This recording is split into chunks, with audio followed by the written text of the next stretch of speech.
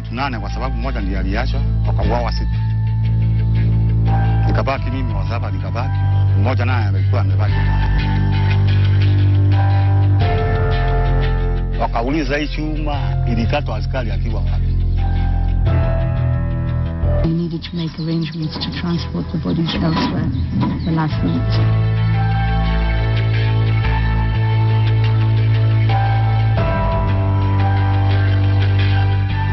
Kwa nini na sio mwizi?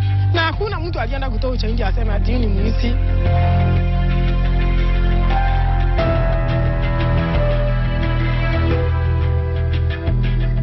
Kufika mochari nikaulizwa, unaweza jua ndugu yako hapa? Manake walikuwa wanafunikwa na blanketi. Mimi niliingia nikafunua watu, nikakuta ndugu yangu ndiye alikuwa wa pili.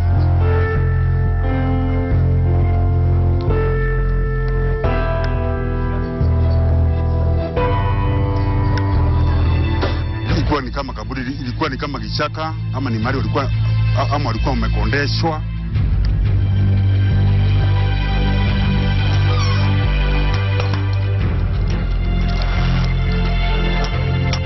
Alikuwa amekata mkono. Pua hakuna, mdomo hakuna, masikio, kuna macho, alikuwa ametolewa.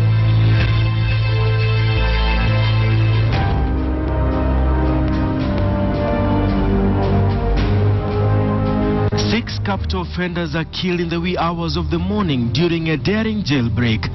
But weeks later, it is discovered the prisoners did not escape, but were killed by rogue prison warders. Case files, the Kingongo 6, starts now.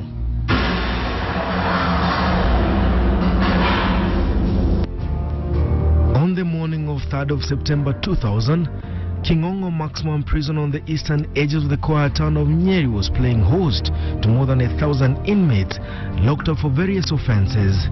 The prison was demarcated in such a way that those who faced capital offences such as murder and robbery with violence charges were isolated from the rest of the inmates. Block E was home to death row convicts. Among those locked up here were 9 capital offenders convicted a few months earlier in locals in Nyeri, Meru, Nyamira and Nanyuki. A cell here contained 9 inmates. That evening, as it was routine, a normal head count was conducted. On-shift prison warders handed over to their incoming counterparts. At 1 a.m. that night, a new shift of warders replaced the 10 p.m. group. 1 hour later, 8 inmates improvised an escape route by cutting one of the metal grills in their prison cell. Naked, 8 of them crawled on the roof, scaled down the 45-feet wall, but before they could escape to their freedom, they were all shot dead. That is the version that the media was treated to on the morning of 4th of September 2000. The Commissioner of Prisons informed the local police of the failed jailbreak. But the story of the jailbreak did not end with the collection of the dead bodies.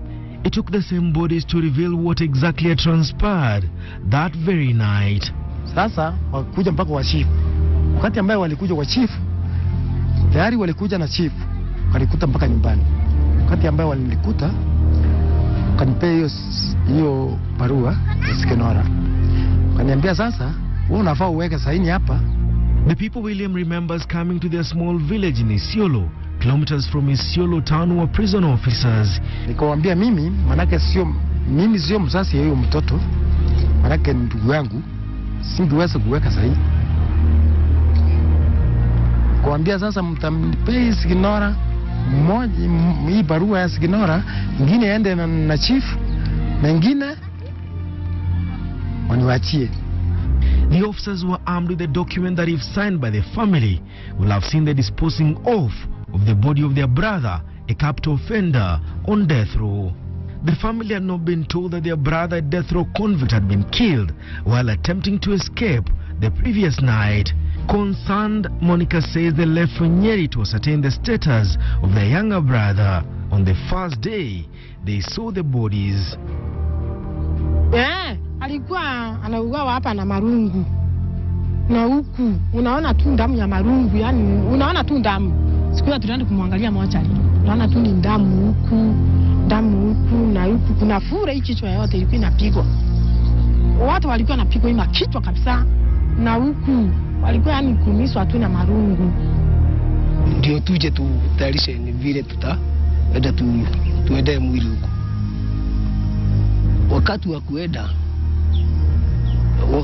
wakati tulikuwa tunatayarisha, tukasikia wamesikwa huko Nyeri Cemetery. Sasa kuenda huko ndio tulikuta tayari wamesikwa. The status of the bodies confirmed that their brother and 6 other inmates had not been shot dead. The inmates had either fallen to their death or had their lives beaten out of them. The prison authorities quickly moved to have the bodies buried. The dead had no chance to tell their side of the story, but the families, civil society and pressure groups turned the alleged Kingongo jailbreak into one of the biggest inquiries of the year 2000. 2 months later, the bodies of the prisoners were exhumed. In the full glare of local and international media, family members and an anxious public in Nyeri town, independent pathologists were called in, some all the way from Norway, to conduct a post-mortem examination on the 6 inmates. Ilikuwa ni kama kaburi, ilikuwa ni kama kichaka, ama ni mali walikuwa wamekondeshwa, ama walikuwa wamepewa wasia tu kwa najua, lakini si kama kaburi ambayo serikali ama kaburi imetambuliwa na serikali ama kaburi yote inajulikana ni ya sekretari fulani ama ni kama ni kaunti fulani. Ni mali tu ilipatikana ni kaburi. The biggest problem was the surprise we faced last night when we were told we could not use the facilities at Nyeri Hospital, that they were government facilities and this is a private post-mortem, so we needed to make arrangements to transport the bodies elsewhere the last minute. The results were damaging. The 6 inmates had not fallen off the perimeter fence as earlier reported by the prison authorities. The 6 had been clobbered to death by prison warders. Caving into public pressure and the conflicting accounts of what exactly happened on the 3rd and 4th of September 2000, a public inquest was set up before a magistrate court. By the time the team was done with the inquest, 12 prison warders were indicted for the murder of the inmates. 4 prison warders went missing. 9 were not so lucky. Jacob Mudhe, Warder Joseph Lenana Rukwaro, Elias Wakanyungu, Sisa Mwangi Njoka, Samuel Kamau Ngugi, Sergeant Athan James Hugo, John Karioki Njuguna Elias Chizi, Chief Officer James Sise Boit, Nur Mohammed Kuma and Joshua Nyango Nyakundi were singled out as the men responsible for the murder of the 6 inmates. On the 17th of May 2000, 9 months after the alleged Kingongo jailbreak, the trial of the 9 accused prison warders commenced. The real details of the so-called jailbreak started falling in place.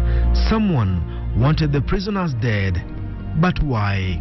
The prison authorities put up what they termed at the time as a strong line of defense, sticking to the earlier line that the prisoners had fallen 45 feet down the perimeter fence to their death. Their escape was made possible through cutting a metal grill in their cell. 13 years later, case file traveled more than 100 kilometers to a small village near Isiolo, where the only survivor of the night of gunshots and confusion lives. Bernard Murichia was housed in Block E cell with his fellow inmates, namely Peter Lumkunya, James Irungu, John Njoro, Julius Mungania, Peter Ngurashana Kingori, Peter Koring, and Godfrey Pomai, alias Driver. Bernard says on the material day, Godfrey Pomai approached him during the day and informed him that by the end of that night, he will be a free man.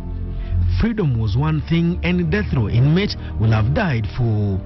But Bernard says he dismissed Pomai's assertion, went about his work until 2 a.m. that morning. Tulifunguliwa mlango tukaambiwa tunaenda transfer. Usiku. Tunaenda transfer. Mlikuwa na nguo? Nguo tulienda kutolewa nje. Na hiyo ni kawaida ya njera. Lazima utoe nguo zote upigwe sashi, usiwe umebeba kitu mbaya, ukata ile gari. Ilikuwa kama saa ngapi? Kama unaenda transfer. Ilikuwa kama saa ngapi? Tulikuwa tunaambiwa ni transfer. Ilikuwa saa ngapi? Ilikuwa kitu saa 7 hapo. Ya usiku? A According to Muricha, they were not walking to freedom, but they were told they were being transferred to another prison. They left the cell, leaving behind a sickly and elderly prisoner, also on death row. Just outside the prison, a hooded man called out Godfrey Pomai's name. Sisi tulitolewa hiyo mandate, akachukuliwa jamaa mmoja alikuwa anaitwa Geoffrey Ipomai. Alikuwa ananiambia alikuwa ananiambia ni Mteso, lakini alikuwa anaongea hata Kiturukani, lakini aliniambia ni Mteso na kwao ni Uganda, na alikuwa kwa buru.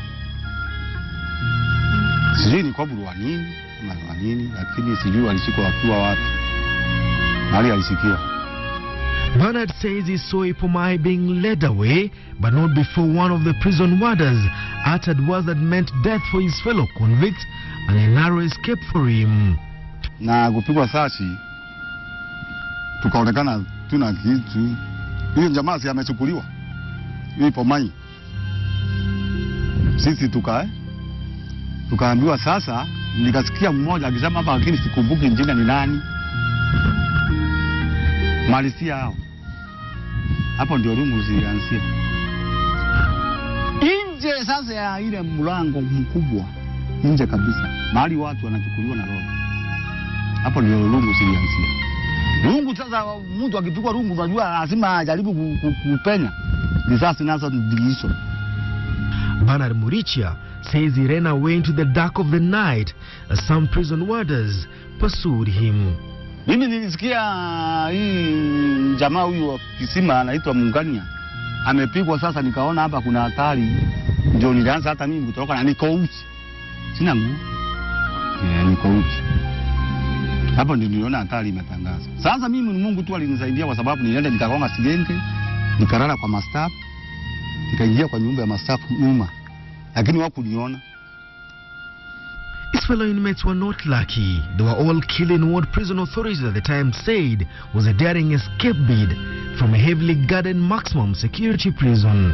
Nisabu sasa nikaingia kwa washman, nilikutana na washman nikiwa kwanza nimemaliza siku 2 kwa kahawa. Nje ya jela. Tena nilikutana na washman. Nikiwa uchi. Akaenda akanipa kinyanza. Akanipa chakula. Nikamwambia niko. Akanitia polisi. Niko kwake. Wakanikujia. Ndio walinikujia. Wakanipeleka huko nikaelezea mimi. Wakanirudisha jela tena kwa sababu mkuu siulizo tena. The scene of the crime was one that was best captured by a prison warder who appeared in court to give evidence against his own fellow law enforcers. All the 6 inmates were naked. They lay side by side. Some had their eyes and ears missing. The prison warder told the court their skulls were crushed, their limbs broken. One of the inmates had his hands badly injured. He appeared to have tried to cover his body from his killers. Nilistakiwa na SKP Utoro. Sasa hapo nikakataa, mimi nikasema mimi sikuwa nimetoroka nje. Nikarudishwa hiyo kesi, nikairishwa, nikaambiwa nikapewa siku ya kuitika, nikapelekwa Kamete tena. Kwa sababu wao kwa anataka yule maskari wasema nisikae Kinongo kwa sababu ataniua tena. When the 9 prison warders appeared in court, their defense put up a spirited fight to have them cleared of the murder charges. 4 of the prison warders were on duty that night. 5 of them were within the precincts of the prison when the jailbreak occurred. The biggest challenge for the prosecution was now placing the 9 at the scene of the murder. The prosecution relied on the evidence of Bernard Muricha to place Jacob Mude, a sleeping-in officer, the man who led them out of the prison wall. Led away Godfrey Pomai, but not before asking the other prison warders to finish them off. Warder Joseph Lenana Rukwaro was the man guarding Block E, where the inmates were being held, and in cell number 4 was Warder Sisa Mwanginjoka. The rest of the accused persons were not working that night, but responded to a siren. The warders showed up in court with evidence of what appeared as an escape route that had been crafted by the inmates weeks before they allegedly attempted to make good their jailbreak. The convicts, according to images produced before the trial court, had cut one of the grills in their cell ventilation, creating enough room for a person to pull himself through. Among their witnesses were fellow prison warders who claimed to have seen shadowy figures crawling on the rooftop of the kitchen at Kamiti Maximum Prison. One of the prison warders manning the watchtower told the court he fired in the direction of the shadowy creatures. A hacksaw, a rope made of blankets and nylon was also produced in court to reinforce the line that the prison warders were indeed determined in making good their escape when vigilant prison warders stopped them in their tracks.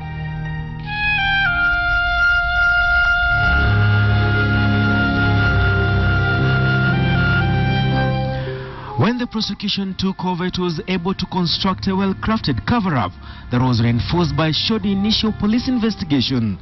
The prosecution not only placed the accused at the scene of the murder, but also demonstrated how the prisoners died in the hands of the warders.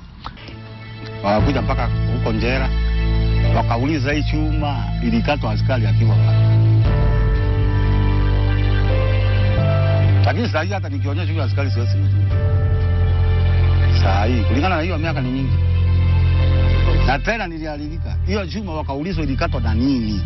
Na askari yako ndani. Inaniuma sana kwa roho yangu.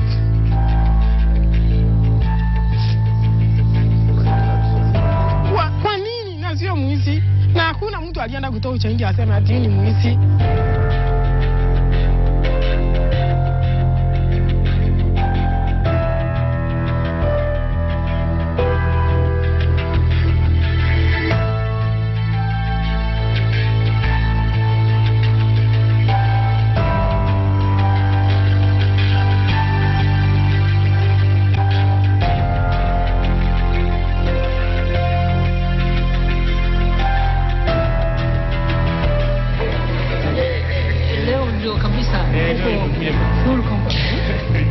The prosecution relied on 37 witnesses to build a massive case of a cover-up that had initially passed off as a prudent and swift action of stopping dangerous criminals back into the society. The prosecution led the trial Judge Nicholas Ombija to Kingongo Maximum Prison.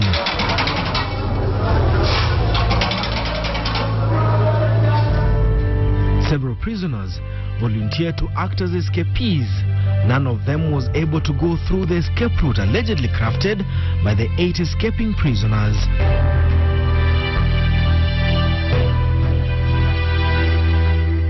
An inventory that showed the movement of prisoners in and out of the prison clearly indicated that the 8 prisoners were discharged from the prison through the main gate, and what all the prison warders wanted the court to believe. The journal that should have indicated where the prison warders were on the material day, according to the court, was missing. Jacob Mude, the man who led the 8 prisoners from their cells to their death, was blamed for hiding the documents. Jacob Mude told the trial judge that on the material day, he was a sleeping-in officer, a term used for a prison warder in charge of the prison at any given time. He said at around 2 a.m. his fellow warders woke him up and told him they had heard voices and a whistle being blown from the direction of Block E, where the capital offenders were being held. They rushed to the kitchen area where inmates told them there were prisoners atop the kitchen roof. Mude, who had the keys to the prison, says the doors were locked. He only went out of the prison walls an hour later and was shown a scene of crime. Joseph Lenana Rukwaro told the court he had someone or something pacing up and down the kitchen roof.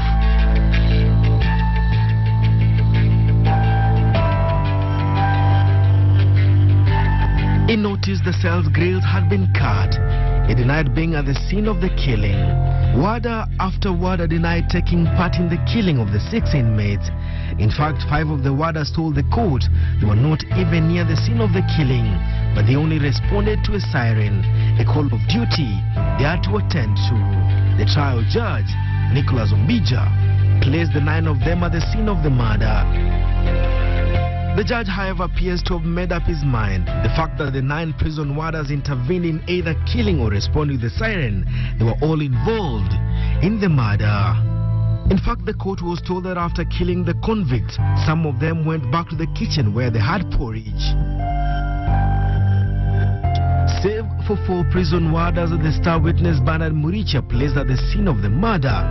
The other 5 prison warders were not at the scene of the killing. In December 2008, the 9 prison warders were sent to the gallows. After 6 years behind bars, the 9 prison warders were back in court. This time not before a trial judge, but the Court of Appeal. It took 6 years to have some of them walk to freedom. The Court of Appeal faulted the trial judge for wrongfully convicting and sentencing the 5 of the 9 accused persons. The appellate court ruled that the fact that the 5 accused prison warders had responded to a siren did not mean they took part in the killing. They were just doing their job. On April 2013, Sergeant Mugo Karanja, Warder John Karioki Njuguna, Chief Officer James Sise Boit, Warder Nur Mohammed, and Warder Joshua Nyango Nyakundi was set free. The rest will spend their lives in prison. What exactly happened to Godfrey Pomai, the prisoner was the first inmate to walk to freedom, still remains a mystery. The court was told the inmate was shot dead in Nanyuki town a few weeks later, but nothing exists to show that indeed Pomai was killed. Kwa ndugu yangu saa hii, si yako ni kunisaidia. Hata hii sasa yangu anasoma kama ana shule, mama yake alikufa. Nitafanya nini? Kama ndugu yangu saa hii yako, si ni kweli? Na ndio mdogo kwa mimi. Kama hata serikali inakaiwa afadhali hata tuwe, hata tuende hata kwa Mungu, hata tukufe ama tuweke hata petroli tukufe kuliko mkura chinda. Bila una ndugu. Unajua kuna ndugu yako ambaye ama dada yako mnapendana naye. Sana. Na ndio mamangu hata alistuka akakufa kwa ajili ya mtoto yake. Mpaka tukakuja tukakosa hata payment hapa Nyeri Star. Akukuja kushika mtu saa hiyo. Hatuna hata payment tulipewa. Tukaambia tutoke huko tunalala Nyeri Star. Tunakuja tuchukue payment, hakuna payment, tunanyimwa. Kwa nini? Na mtu ambaye ameuawa na serikali. There are those who believe the prison warders were under instructions to release Godfrey Pomai and the killing of the rest was just a cover-up. Sasa wakati wa kufufua ndio tulikosa lebo yake. Yaani malebo tulikosa. Sababu mnyama zilikuwa maji. Ilitafutwa ikakosekana. The family of John Njoro has not buried their son 13 years later. Tukuchukua lakini moja ndio ilibaki huko. Sababu kwa hiyo shimo walikuwa wamesikwa 9. Sasa ile tukashidwa ama tulirudisha ile mwili yake huku, lakini ilikuwa inaonekana mafupa kado. The only part of his body that remained at the mortuary was his lower torso. The rest of his remains were missing as state agents hurriedly set out to bury them. For now, the men who are keeping an eye on the prisoners are themselves prisoners in other correctional facilities. The Kingongo file remains closed, but the events of the 3rd of September 2000 have been a valuable lesson for the prison department and a scar for the families of convicts who they still insist were murdered in cold blood. Even in court, the details of Godfrey Pomai, the only prisoner who survived the night of bloodletting at Kingongo Maximum Security Prison, was scanty. What assignment had the capital offender done to warrant his discharge from prison? Denison Sarigo for Case Files.